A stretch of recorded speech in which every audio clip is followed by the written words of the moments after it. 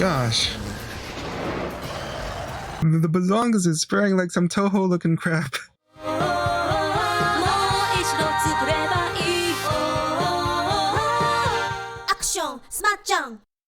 Hello fellow heroes, I'm Action Smack-chan, the 2-in-1 hero made up of a virus from the 70s and a guy who likes to watch things.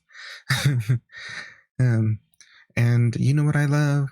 Ultraman! You know what else I love? Johnny Bosch! And you know what is happening these days? There is the new Ultraman Blazar. So I'm gonna go ahead and try reacting to the first episode because I haven't watched it yet. Yeah, let's go ahead and get right into it. It's already like pretty dark. Yeah, definitely starting off with a little bit of an edge. Right. That's Johnny! Codenamed Bazonga. Bazonga? At the end of the day, we all come back in one piece. I'm gonna dwell on Johnny Bosch because he is my favorite actor. I do like that when he's doing this performance, he is adding a little bit more edge to it. It's different from when he's doing his shonen anime teenage boy yelling voice. You know, he's a little bit more reserved sounding, a little bit darker sounding, a little bit deeper in register, and I'm liking that a lot. Even when he's raising the voice, it's still a little bit on that like lower register. Let's go! Whee! Oh my gosh, it's so scary. You have to free fall. Oh my gosh, is that them? Is that them dropping in and exploding? Bazonga. There you go, huge Bazonga. Bazonga continues to advance. Bazonga. Ooh, I love this. I really like that shot. One of the best things about Tokusatsu is just kind of seeing how they try to convince you with the special effects, man. Because it's not going to be all CG. So it's really cool to see like from the ground level the actual kaiju. Like it also like really shows like the scope of the huge, like the size of the huge. I also really want to add that like this is a pretty threatening looking. Hold on. Yeah, this is a pretty threatening looking monster. Like it looks like just like an actual like JRPG, like close to like final boss kind of monster. Like it could be like a secret boss, an optional boss that's like really tough. Looks really cool because like if you go through like the history of like Tokusatsu kaiju, like some of them have like kind of like a cartoony sort of eye to it, but I think that also helps in like in the like the cartoonier ones. It also helps them when they try to do the angle of like trying to make them more sympathetic, because like Ultraman is, and well pretty much any superhero tokusatsu, and well any of the mainstream ones that I can think of, they don't tend to be just about destroying monsters. Sometimes they do sympathize with them because the mission isn't to destroy all the monsters. It's going to be to protect peace. But like looking at this monster, like you can't see any like expression from like the pupils, from the eyes. It has all these jagged edges and it's really pointy. So I don't think we're going to be sympathizing with this monster, especially when it's like such a huge force of destruction right off the bat in the city. We didn't see it approaching the city, man. We're entering directly when the destruction is being had, and just this monstrous Bazonga, man. I'm not going to get over that name. There's a Bazonga. This just keeps getting worse. You can say that again. Huh?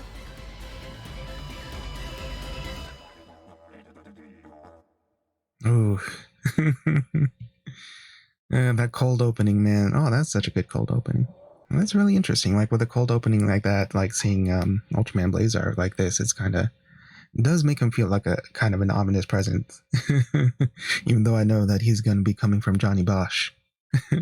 You know, one thing I haven't actually been thinking about is that I don't actually know what the opening is going to sound like, except from like background clips on teasers.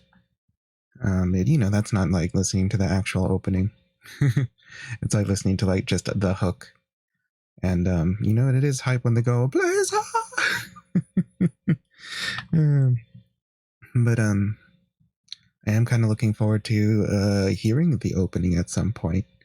And there's like a whole like section of music on YouTube that is just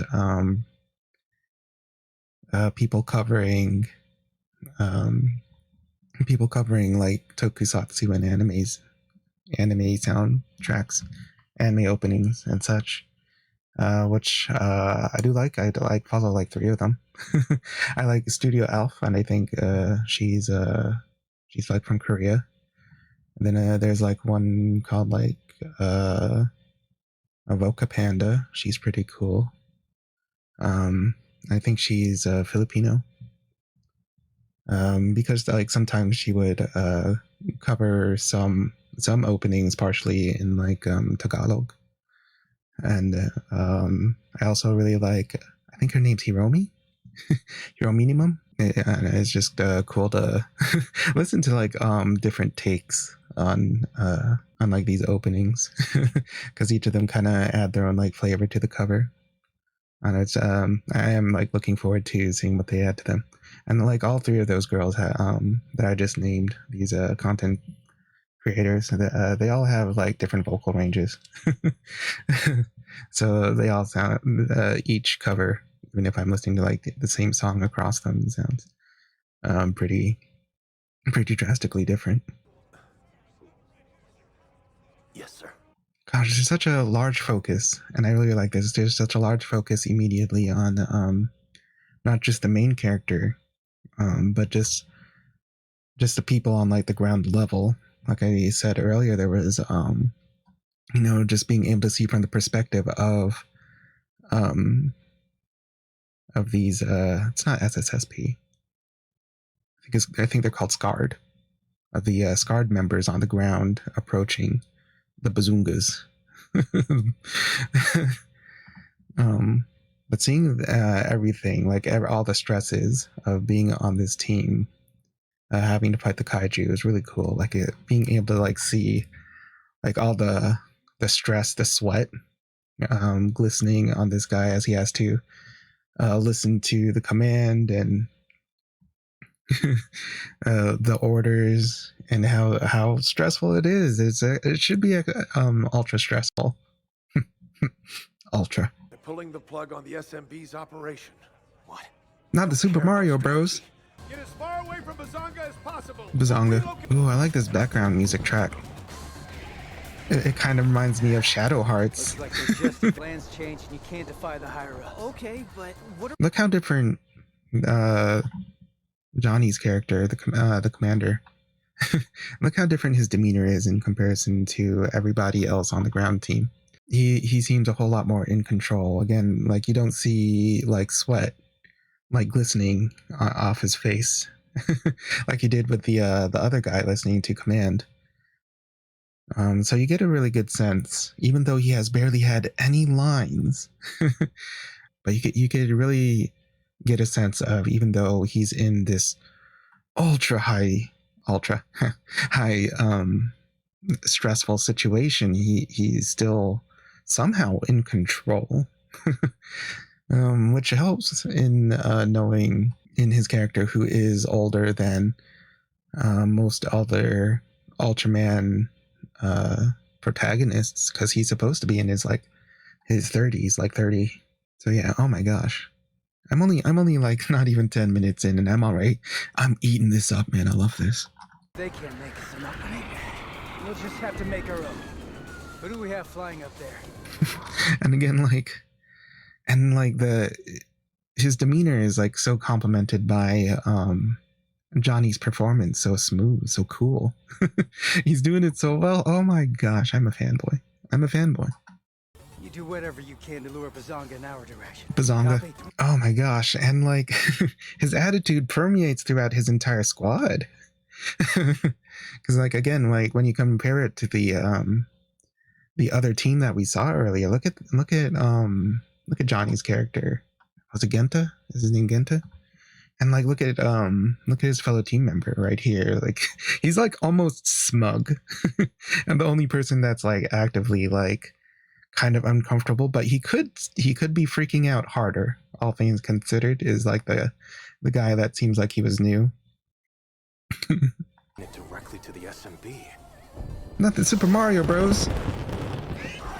They would take him out, truth be told.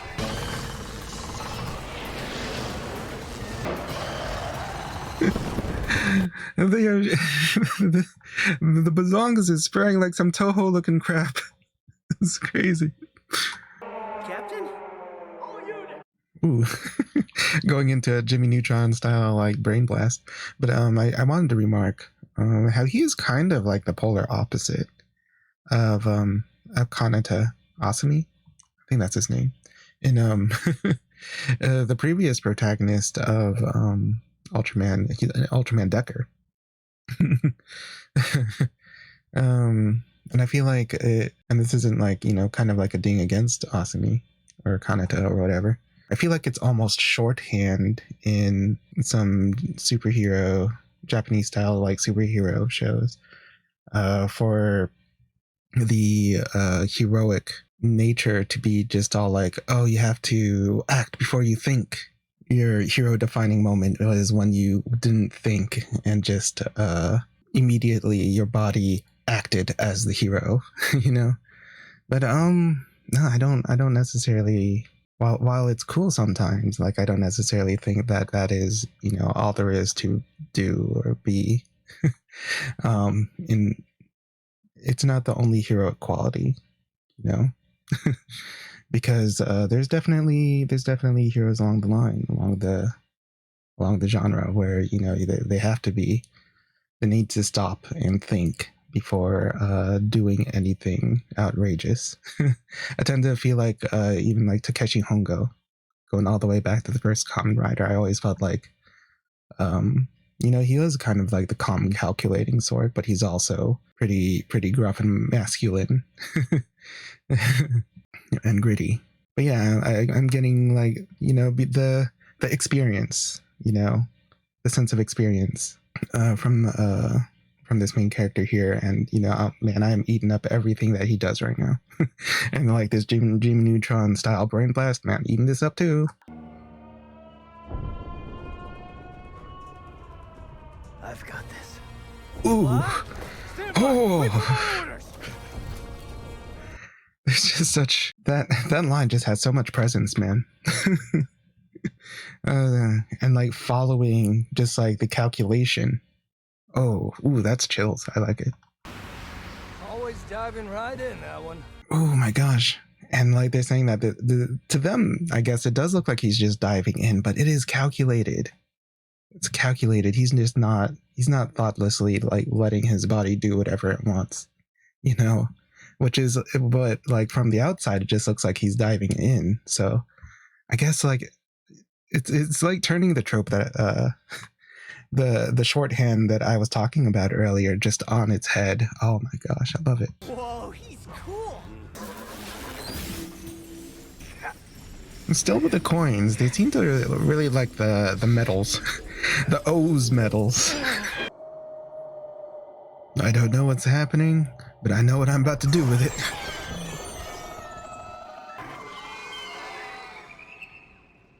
Whoa, the Bazongas are even bigger up close. That is a grunt. Still going. I wonder if they still kept like the Japanese voice for the Ultraman's grunts, because it's not like he's speaking English or anything at the moment, but I'm pretty sure even in like Japanese, the Ultraman grunts and stuff is going to be different. Going to be a different actor from the person who plays the character. I think that's how it works. In the comments, let me know if that's not how it works. Oh. Oh, that was the nastiest flying knee I've ever seen.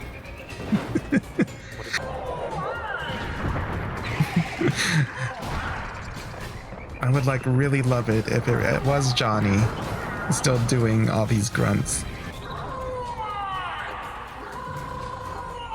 Is he trying to talk to it? Ooh, punch it in the mouth.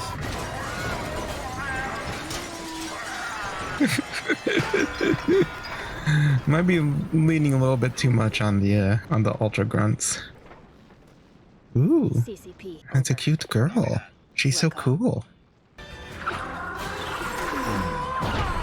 Ooh. Okay, Blazar is a savage. Chill out, you're running out of batteries, dude. So what I'm getting is that there is going to be a juxtaposition between the calm, collective persona of Gento, the commander, human, with like the very like primal, the primal and like savage like Blazar. So this is going to be interesting. This is very interesting.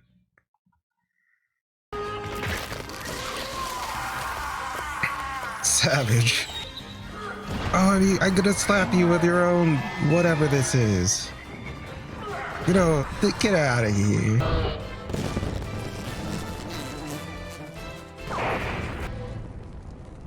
Ooh.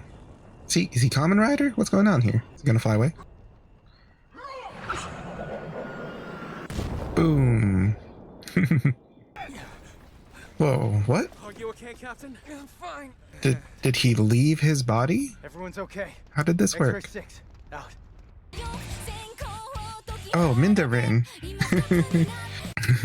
Kind of going off of the what I was talking about with the tokusatsu cover and anime cover content creators. Mindarin is also one of them. So it's really cool that they got a content creator like that to do the actual official like closing thing. So I wonder if the other similar content creators are going to cover her. It's so cool. I want to listen to the full. And yeah, that is the first episode of Ultraman Blazar. And yes, so far it is everything I was hoping it would be. It's Johnny playing a more mature character, but still like very much in the range of being a hero, being a superhero, which is awesome. I like his darker take on the character, scaling his performance with, having to be like a more grittier, experienced, older protagonist. But I also love how the character itself is juxtaposed with the Ultraman transformation in that Gento is, calm, collected, calculating, and thoughtful, but Blazar, and it's I was like jarred by it at first with all of his grunts and like how strange it was that they were leaning a lot into all those vocals, because Ultraman usually does not, but Blazar seems to be pretty different in that he isn't like the other guys in like the the Ultra Space Garrison, I suppose. I hope that they give a little bit of background on what Ultraman Blazar is. I'm really curious about that. Also, like, I'm curious about like what happens to Gento when he transforms. Maybe he's not fully conscious about it, because the way he woke up it seemed like he was knocked out, and like his body was already amongst a group of people. So I have a hard time believing that he like flew over there as Ultraman transformed back into human. And then people like crowded around him while he was unconscious. I have a hard time believing that one. So I want to see if they show a little bit more about what happened there. And we also have a cute girl on board. She doesn't seem to be part of the same tactical unit because she just kind of had like very civilian looking clothes. She had like the short shorts and the hoodie, but it had like access to some heavy looking artillery, man. But yeah, in the comments, tell me what you thought about Ultraman Blazar. Are you a huge Ultraman fan yourself? Are you a fan of Dubs? John Young Bosch? Let me know your thoughts in the comments. I'm really curious about how other people feel about this this very first episode. It's got me excited. I am so excited. But yeah, if you had fun along with me, go ahead and give this video a like and share it with a friend so that they too can become a fellow hero. Also, if you haven't noticed, I am streaming these days. I stream on both YouTube and on Twitch, Tuesdays and Thursdays, 6 p.m. to 8 p.m. Eastern Time. I'd love to see you guys there. It's a pretty good time. Also, as always, thank you guys so much for being here, and I will see you in the next Smack Packed adventure.